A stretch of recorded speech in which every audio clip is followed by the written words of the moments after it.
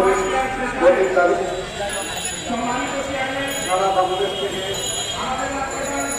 শিক্ষকদের সাংস্কৃতিক কর্মসূচি ও প্রতিদিনের আয়োজনে সারা বাংলাদেশ থেকে যে সকল শিক্ষকবৃন্দ আমাদের এই কর্মসূচিতে এসে আমাদেরকে ধন্য করেছেন, আমাদের প্রতি আমাদের সংগঠনের পক্ষ থেকে আন্তরিক কৃতজ্ঞতা এবং মোবারকবাদ জানাচ্ছি। আমরা আশা করি আমাদের প্রত্যেকটা রাজ্য আন্দোলনে অবশ্যই আপনারা আমাদের পাশে থাকবেন। আপনারাই কিন্তু আমাদের শক্তি। আজকে আমার বক্তব্যের শুরুতে আমি স্মরণ করতে চাই ওই সকল শিক্ষক নেতৃবৃন্দ যারা তাদের নিজেদের জীবন অনাদরে বিলিয়ে নিজেদের সময় ব্যয় করে, টাকা ব্যয় করে, পরিশ্রম ব্যয় করে আজকে ত্রিভুজ শিক্ষা ব্যবস্থা এই পর্যায়ে নিয়ে এসেছেন। আপনারা জানেন, আমরা যখন বর্তমান যুগে নতুনভাবে নিয়োগ পাই, আমরা 12,500 টাকা স্কেলে নতুন পাই, কিন্তু এই পরিস্থিতি কিন্তু একসময় ছিল না। একসময় অনেক খারাপ অবস্থা ছিল, নাজুক অবস্থা ছিল। আমাদের সাবেক নেতৃবৃন্দের অক্লান্ত পরিশ্রমের বিনিময়ে, ত্যাগের বিনিময়ে কিন্তু আজকে ত্রিভুজ শিক্ষা ব্যবস্থা এই পর্যায়ে এসেছে। সম্মানিত শিক্ষকবৃন্দ, আপনারা জানেন আমাদের যে ঐক্য রয়েছে, আজকের ঐক্যের শক্তি কত বড় 5ই আগস্টে কিন্তু দেখা গিয়েছে।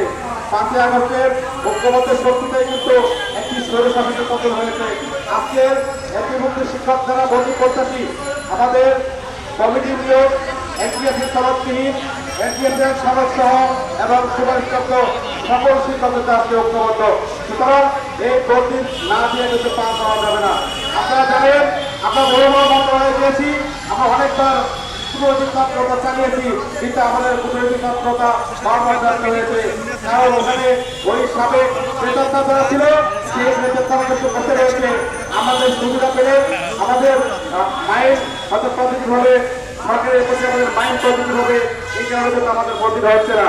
আপনারা জানেন 2023 সালের জুলাই মাসে এখানে একটা ত্রিপুরা আন্দোলন করতেছিল। এই আন্দোলনের সময় গাজীপুরে একটি কর্মশালা হয়েছিল।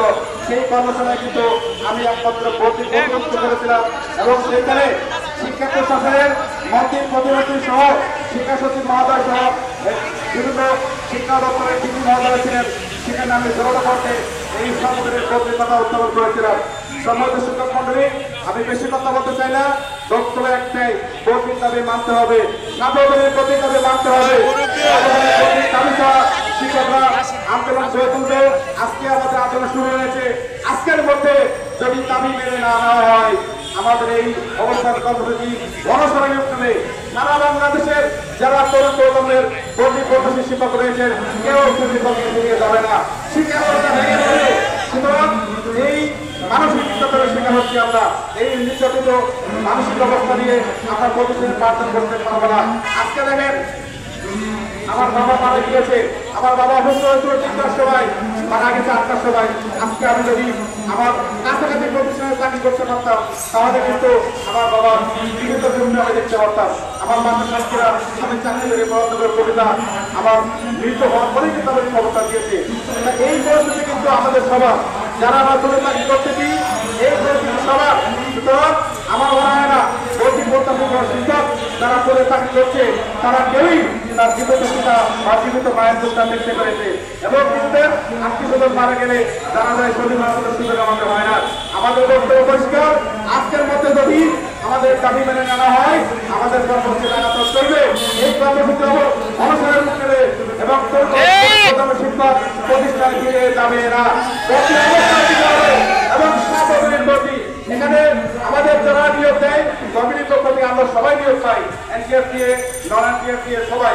কিন্তু আমাদের বক্তব্য হচ্ছে, আমাদের সবাইকে ভর্তি না দিলে আমরা কিন্তু সুবিধাটা পাবো না। আমাদের মধ্যে যে ভুল বোঝাবুঝি ছিল, সেটা কিন্তু দূর হয়েছে। সুতরাং আমি সবাইকে বলবো, ঐক্যবদ্ধ থাকো, ঐক্যবদ্ধ হয়ে আমরা আমাদের এই ন্যায্য দাবিটা আদায় করতে চাই। আপনারা ঐক্যবদ্ধ আছেন কিনা? ঐক্যবদ্ধ আছেন কিনা? কিন্তু আমরা এই দাবিটা নিয়ে ফিরতে চাই। যেহেতু এখানে বাজারের কোনো ফাংশ নাই, আমরা সরকারকে বিবৃত করতে আসি নাই, আমরা আমাদেরকে বিব্রত করতে আসি নাই, আমরা টাকার কাছে আসি নাই, আমরা বাজেটবিহীন ভর্তি চাই। যেখানে এখানে টাকার ফাংশ নাই, আমরা বলার সরকারকে একটা অফার দিচ্ছি, আপনারা যখন ভর্তি আবেদন নেবেন, 1,000 টাকা আমাদের কাছে ফি নেবেন, 1,000 টাকা ফি আমরা দিতে রাজি। আমরা কোটি কোটি টাকা সরকারকে রাজস্ব দিতে চাই, আমরা সংসদকে টাকা দিতে চাই, আপনারা কেউ টাকা দিতে চায় না, আমরা টাকা দিতে চাচ্ছি, আপনারা আমাদের টাকা নেন, আমাদের একটা ফি বড় একটা ফি দিয়ে আমাদের ভর্তির ব্যবস্থা করেন। সুতরাং ভর্তি না হওয়ার জায়গা থেকে আমরা কেউ যাবো না ইনশাআল্লাহ। সবাইকে ধন্যবাদ জানিয়ে আমি আমার বক্তব্য শেষ করছি। আসসালামু আলাইকুম।